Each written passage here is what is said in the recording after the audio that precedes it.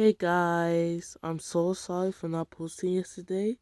But anyway, today's verse of the day is Philippians 4 verse 13.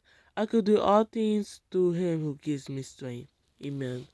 So today we're reading Leviticus chapter 27 and Numbers chapter 1.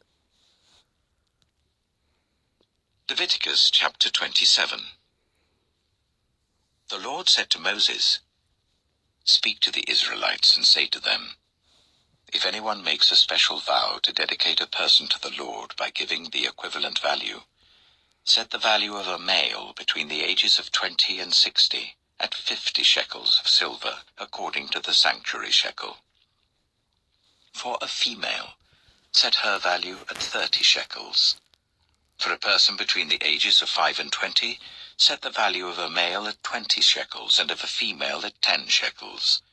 For a person between 1 month and 5 years, set the value of a male at 5 shekels of silver, and that of a female at 3 shekels of silver. For a person 60 years old or more, set the value of a male at 15 shekels, and of a female at 10 shekels. If anyone making the vow is too poor to pay the specified amount, the person being dedicated is to be presented to the priest, who will set the value according to what the one making the vow can afford. If what they vowed is an animal that is acceptable as an offering to the Lord, such an animal given to the Lord becomes holy. They must not exchange it or substitute a good one for a bad one, or a bad one for a good one. If they should substitute one animal for another, both it and the substitute become holy. If what they vowed is a ceremonially unclean animal, one that is not acceptable as an offering to the Lord, the animal must be presented to the priest, who will judge its quality as good or bad. Whatever value the priest then sets, that is what it will be. If the owner wishes to redeem the animal, a fifth must be added to its value. If anyone dedicates their house as something holy to the Lord, the priest will judge its quality as good or bad. Whatever value the priest then sets, so it will remain. If the one who dedicates their house wishes to redeem it, they must add a fifth to its value, and the house will again become theirs. If anyone dedicates to the Lord part of their family land, its value is to be set according to the amount of seed required for it, 50 shekels of silver to a homer of barley seed. If they dedicate a field during the year of Jubilee, the value that has been set remains. But if they dedicate a field after the Jubilee, the priest will determine the value according to the number of years that remain until the next year of Jubilee, and its set value will be reduced. If the one who dedicates the field wishes to redeem it, they must add a fifth to its value, and the field will again become theirs. If, however, they do not redeem the field, or if they have sold it to someone else, it can never be redeemed. When the field is released in the Jubilee, it will become holy, like a field devoted to the Lord. It will become priestly property. If anyone dedicates to the Lord a field they have bought, which is not part of their family land, the priest will determine its value up to the year of Jubilee, and the owner must pay its value on that day as something holy to the Lord. In the year of Jubilee, the field will revert to the person from whom it was bought, the one whose land it was.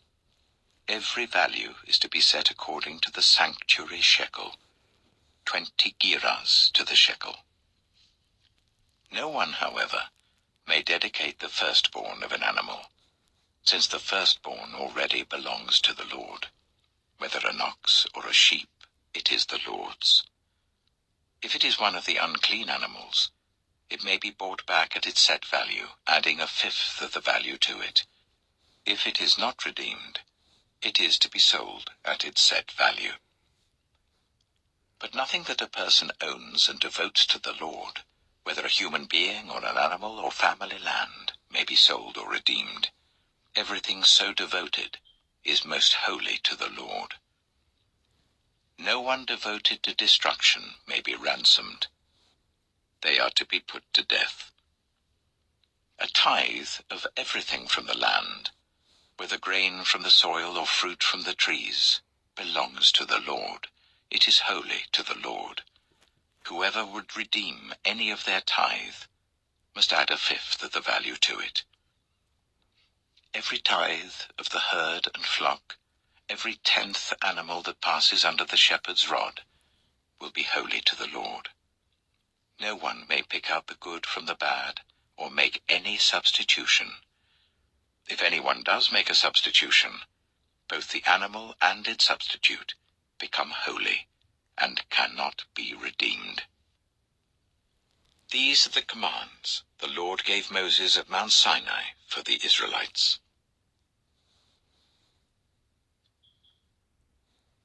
Amen. So that was Leviticus chapter 27. And now we'll go read Numbers chapter 1. The Book of Numbers. Numbers chapter 1. The Lord spoke to Moses in the tent of meeting in the desert of Sinai on the first day of the 2nd month of the 2nd year, after the Israelites came out of Egypt. He said, "Take a census of the whole Israelite community by their clans and families, listing every man by name, one by one.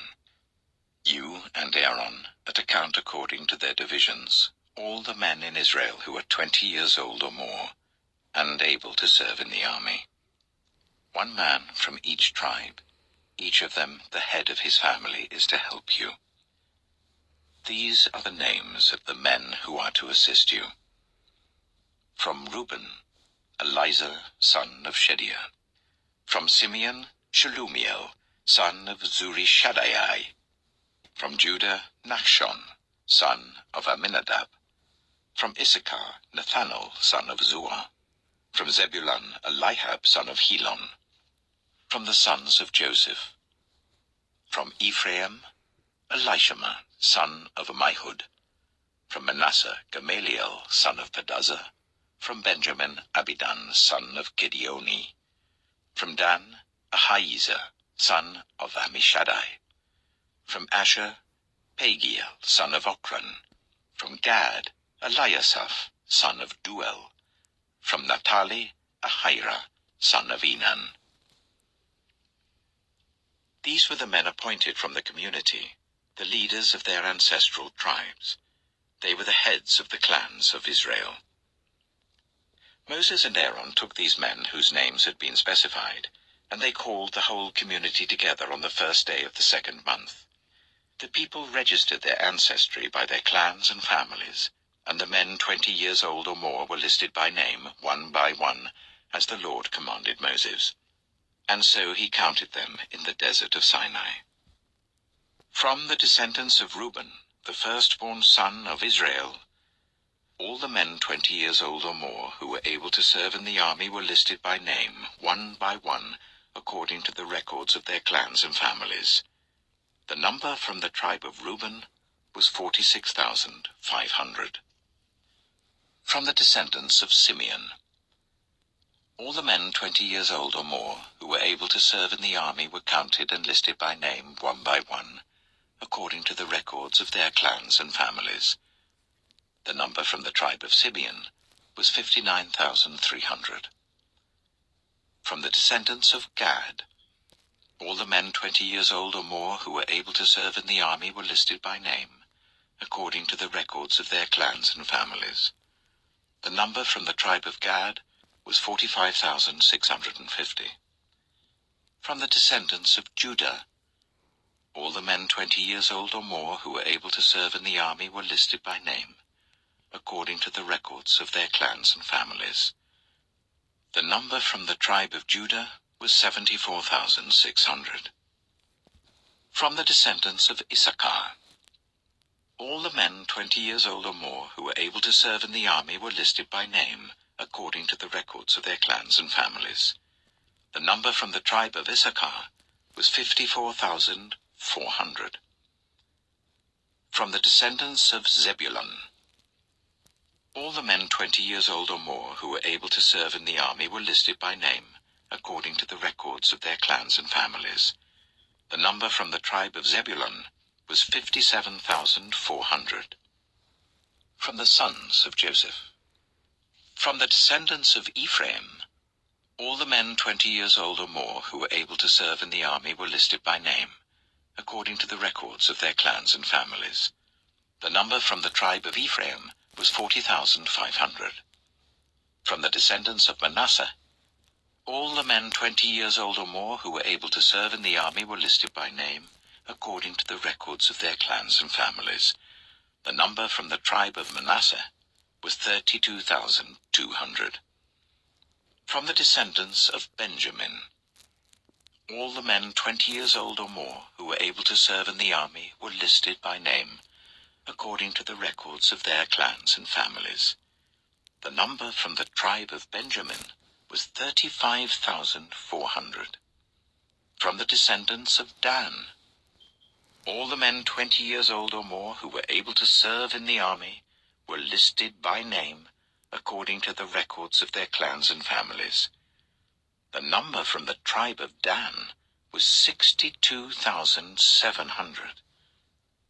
From the descendants of Asher, all the men 20 years old or more who were able to serve in the army were listed by name, according to the records of their clans and families. The number from the tribe of Asher was 41,500. From the descendants of Naphtali, all the men 20 years old or more who were able to serve in the army were listed by name, according to the records of their clans and families.